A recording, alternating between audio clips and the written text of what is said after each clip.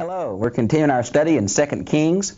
Today we're going to be in one of the great revivals, at least externally and in the heart of a godly king. It didn't last. Apparently it was external to most of the people who had been so accustomed to the idolatrous practices of Manasseh and his son. But boy, we've got a good heart here in Josiah. Chapter 22 of 2 Kings tells about how he came to the throne very young, how he found the law in the temple. We think it's probably some part of Deuteronomy. In chapter 23, we start delineating the extent of his reform. It started in the temple. It moved to Jerusalem. It moved to Judah. It moved to even the northern kingdom. Oh, it's a good chapter. A lot of things are happening here historically. The world powers are switching. Assyria is declining. Babylon's on the rise. Egypt is becoming a power again. But in this period, there's been a real fighting among Egypt and Babylon, which debilitated both of them to such an extent that Judah became independent just because the other ones had almost knocked each other out. And in this time, this gap, Josiah came. Now there was a national resurgence. There was a longing to go back to the good old days. And boy, Josiah, what a king. Then the king sent and gathered to him all the elders of Judah and Jerusalem. Now elders, usually in the Old Testament, are tribal leaders, but they came to be identified with older people of wisdom and renown in a local area like Jerusalem. And the king went up to the house of the Lord, and all the men of Judah and all the inhabitants of Jerusalem with him, and the priests and the prophets and all the people. Now, priests and prophets are two sources of inspiration or revelation, really. There are three in the Old Testament. There is the priest of the law, which we get from Moses, Leviticus, the Pentateuch, the Torah. Then there is the prophets, and you're familiar with that, to the Hebrews, kings and chronicles are prophets, the writers. And then we have all the prophets you're familiar with, the major and minor prophets. But there's one more group that's not mentioned here, and that's the sages. And that's the wisdom literature, Proverbs, Ecclesiastes, Job, Song of Songs. And so here's two of the groups. Now, I want you to notice that one of these prophets is a lady. I think some of you have an ingrained bias against that. I want you to look right back up in chapter 22, verses 8 through 13, and there is the prophetess Huldah. And boy, she's a good girl, I want to tell you. Now, notice here where it says, both small and great. And he read in their hearing all the words of the book of the covenant, which most assume is some part of Deuteronomy. Now, this is not something new. Several times in the Old Testament, the law is written orally. Let me give you a few. Exodus 20, verses 1 and following. Deuteronomy 5, 4 and following. Nehemiah 8, 1. And so there's many occasions where that was read. Now, notice where it says, which was found in the house of the Lord. Now, you got to go back to chapter 22 to see all this. We don't know exactly what's happening. It's obvious that the reform was already going to some extent before the law was found because the temple was being remodeled. Isn't it amazing that they had lost part of the law of Moses, knowing how much the Jews loved that? Well, what amazes me more is that they had lost it, didn't know they had lost it. They had become so idolatrous for so many years that they had lost that true zeal and love and even the revelation of Yahweh, their ancient tribal God. Now, notice in verse 3, and the king stood by the pillar.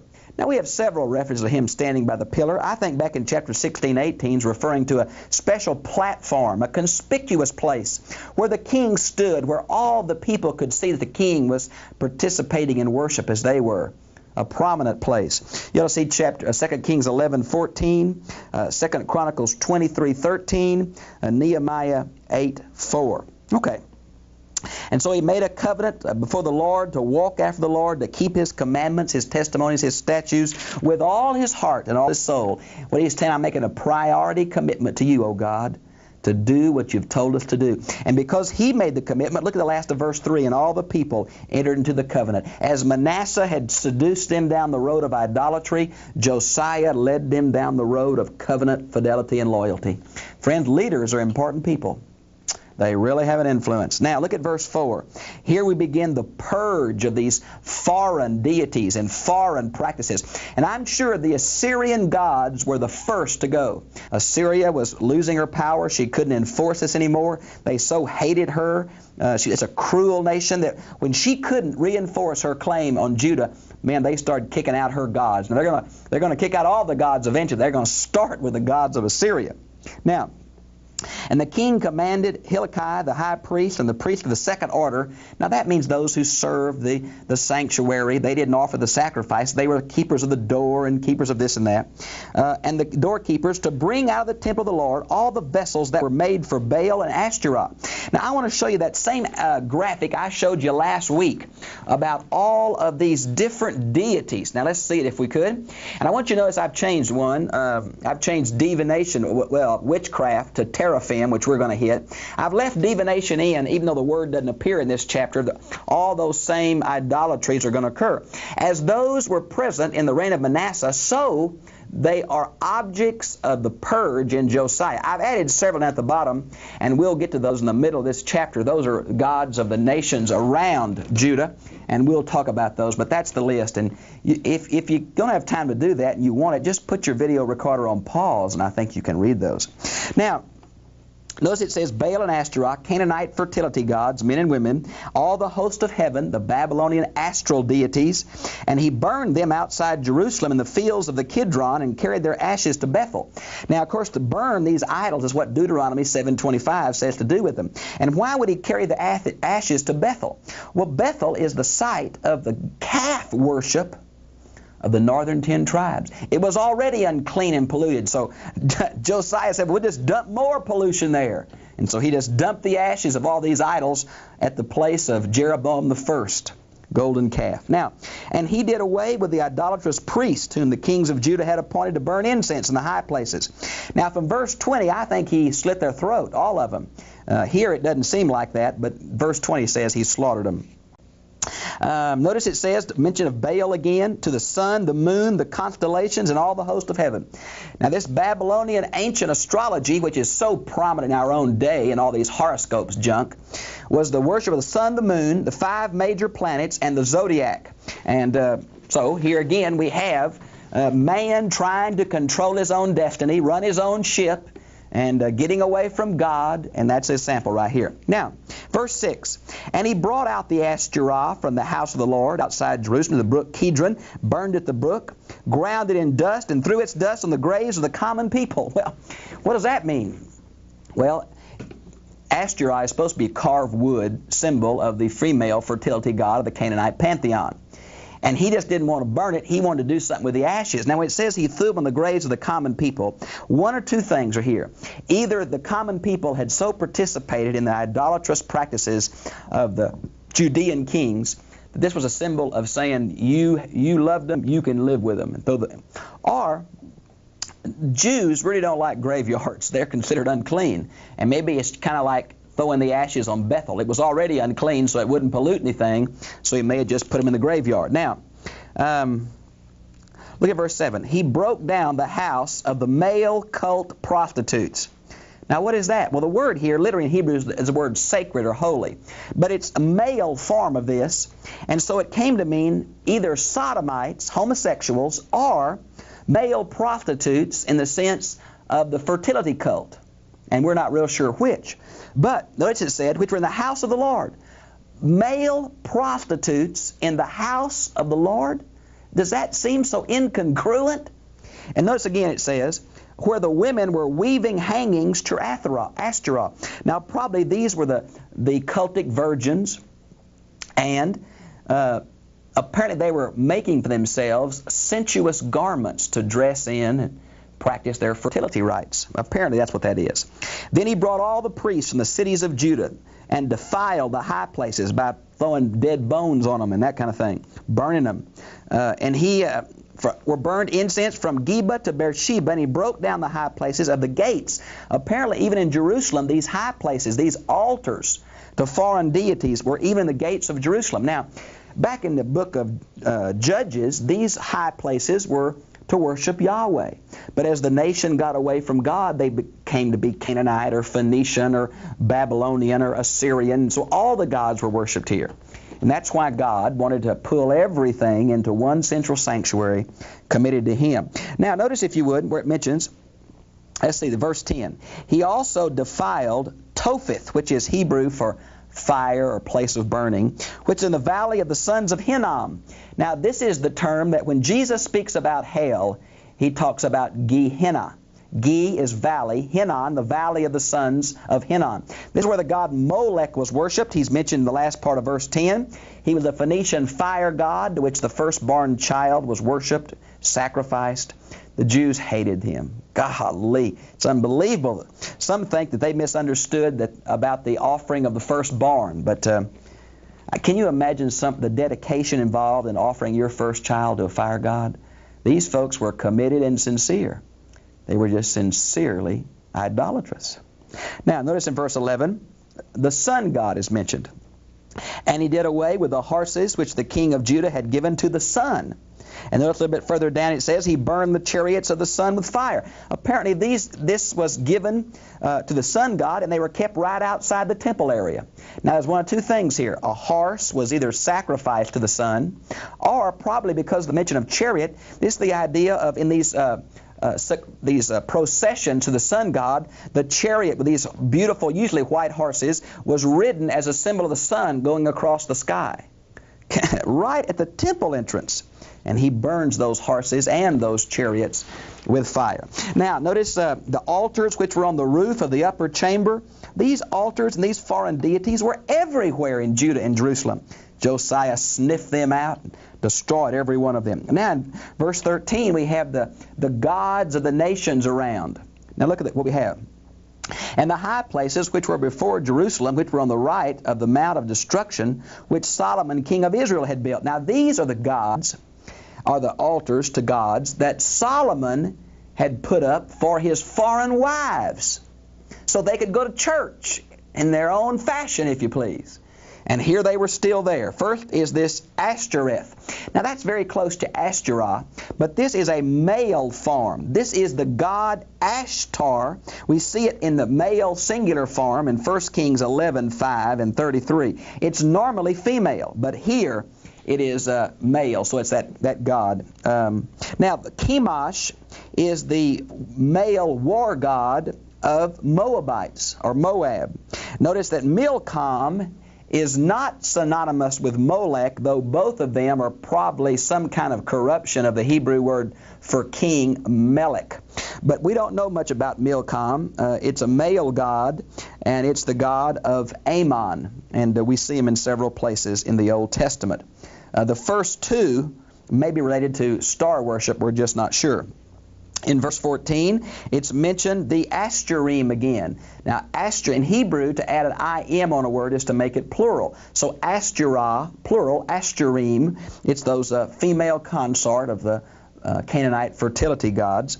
Notice they fill their places with human bones. Now, that was to defile them or make them unclean. Notice it says the altar that was at Bethel. This seems to say that Josiah's reformation even included part of the northern 10 tribes. The 2nd Chronicles says it went way to the north. Here we have it, the purification of Bethel. You might want to see 2 Chronicles 34, 6 and 7. Let's see now. Okay, let's look at verse 16. Now when Josiah turned, he saw the graves that were on the mountain. Now this seems to be up in Samaria, because it mentions a prophet through here who prophesied to Jeroboam the first. Now remember, Jeroboam the first is the one that was the Ephraimite labor leader that caused the northern 10 tribes to rebel against Solomon's son Rehoboam in 922 BC. And so a prophet from Judah went to the north to say, Jeroboam, it's going to be bad. Your bones are going to be burnt and scattered. And you ought to see 1 Kings 13, 1 and following for that Judean prophet and his message. Now let's go down to verse 21. Then the king commanded all the people, saying, celebrate the Passover. Now, it's not very long here, just 3 verses, but in 2 Chronicles 35 is an elaborate 19-verse description of all the animals that were sacrificed. And something is said here that's unbelievable to me. Look in verse 22. Surely such a Passover had not been celebrated from the days of the judges who judged Israel, nor in the days of the kings of Israel and of the kings of Judah. You mean that these national feast days had so lapsed, either in significance or totally, that all the period of Samuel and Kings, there was no Passover? Well, either it meant a Passover with this degree of dedication or this degree of remembrance, or it means the Passover was just not done in any significant way all that time. It's amazing to me. Now, let's go down to verse 24. Moreover, Josiah removed the mediums and the spiritists and the teraphim. Now, here are 3 more of these different kind of occultic practices. Man trying to control his own destiny. Now, the word mediums, as I told you last week, comes from the Hebrew word bottle. Now, it either meant wind blowing over a bottle that made a funny sound. In the Septuagint, it's translated ventriloquist. So it's someone who can control these strange sounds, supposedly from the dead. Now I've got 2 views of this. I think there are some people who can communicate with the dead. And I don't think it's of God at all. I also think there's a lot of charlatans and fakes out there, even in the name of witchcraft and the occult. So this is somebody either who really had a familiar spirit and could talk to the dead, or it was a trickster who just wanted to manipulate people and get their money, and which it is, I'm not sure. Now, the spiritist, from the Hebrew knowing ones, which seemed to mean someone who was a high-level medium or a high-level communicator with the dead. And then we have this strange little word, the teraphim. Now, these are household gods or idols. We see them several times in the Old Testament. You look at Leviticus 19:31, Leviticus 20:27, and Deuteronomy 18:11. But for the medium and spiritist. But for the teraphim, you ought to see Genesis 31:19, Judges 17:5, and 1 Samuel 19:13. This is what Jacob's wife stole from her daddy, and Laban came after her to get them. They were little shrines that people had in their own homes to worship by. Okay, let's see. Let's skip down to verse 26 if we could. By the way, let me do 25. And before him there was no king like him who turned to the Lord with all his heart, with all his soul, with all his might, according to all the law of Moses, nor did any like him rise after him. Even David got away. Solomon turned in his old age. Hezekiah had some problems. This is the most godly king we know about. And he turned to the Lord with all his heart, with all his mind, with all his soul, from 8 years old to the day he was killed. And he was tragically killed. And I'm going to get into the history in just a minute. But this young king died early, and everybody wonders why. Why? We don't know. Now, verse 26. However, the Lord did not turn from the fierceness of his great wrath, which his anger burned against Judah, because of all the provocations of which Manasseh had provoked him. Josiah had a radical religious reformation, but it did not turn God's heart away. Let me tell you why. 2 things. Either Josiah's reform was basically superficial and did not touch the hearts and motives of the people, or Manasseh had gone so far that they passed the point of no return. There is a point of no return in our dealings with God. We can sin away our day of grace, and it can never come again. Now, that's a serious statement. Maybe it's very true. You can say no to God just so much, and then it becomes impossible to say yes. Now, that seems to be the condition that Judah had found herself in, okay? Now, in verse 28, I've got a little historical chart I want to show you, because I need to set the stage for you for what's going to happen at Josiah's death. So let's look at our graphic on the history surrounding this. Let's look this together. Now, number 1, Assyria is on the decline. Media and Babylon are the major empires of the Fertile Crescent. Egypt, who has been Assyria's enemy for so long, decides that having Assyria around is better than having a world power like Babylon. So Egypt moves up the Palestinian coast to the headwaters of the Euphrates to try to help the Assyrian army, Ashurbanipal, regroup and take back its capital in Haran. But Egypt is drastically defeated. But Josiah tries to stop Egypt on the way, and he is killed by Pharaoh Necho II in a skirmish. Now, Pharaoh Necho, he could not help the Assyrian army overcome the Babylonians and the Medians and retake Haran. It was a humiliating loss, but it was a loss on both sides, a major loss. Therefore, Babylon couldn't follow up and make Egypt subservient.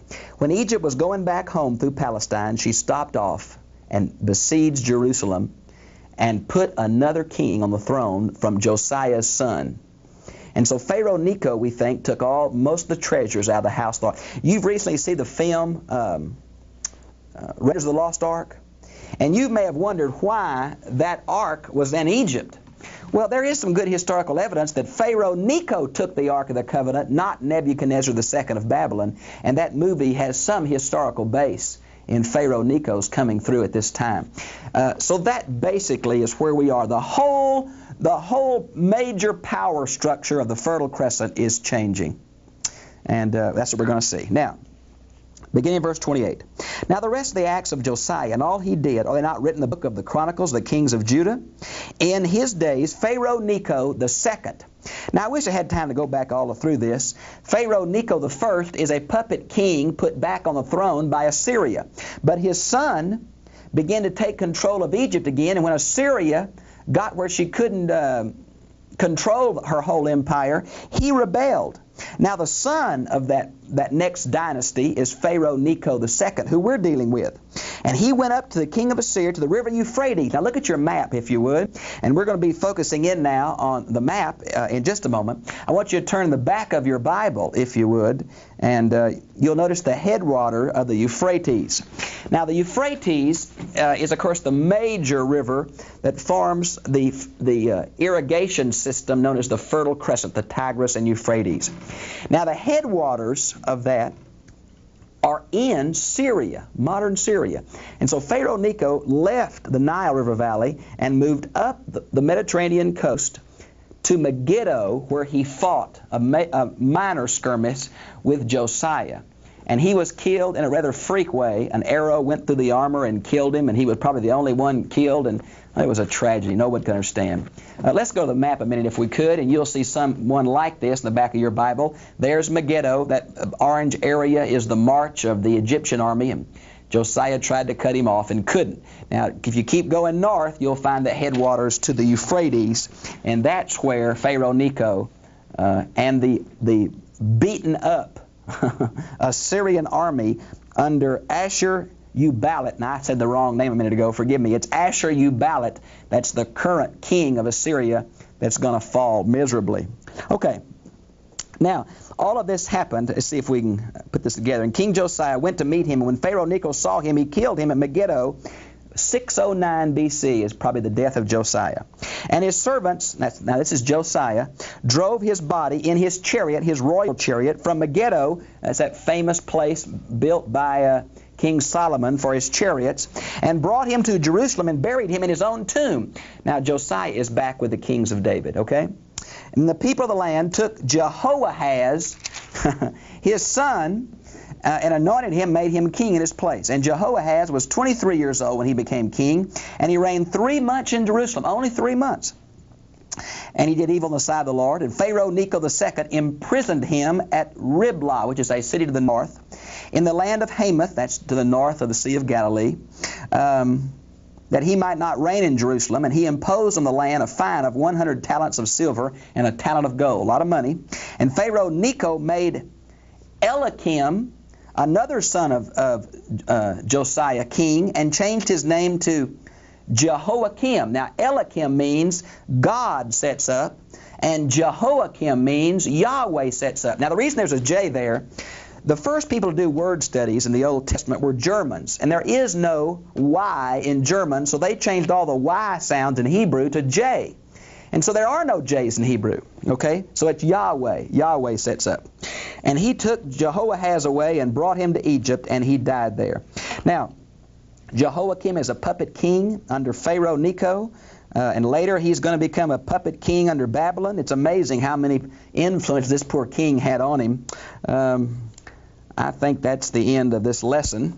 We're going to be in chapter 24 next week, where we'll pick up where Babylon becomes the major world power.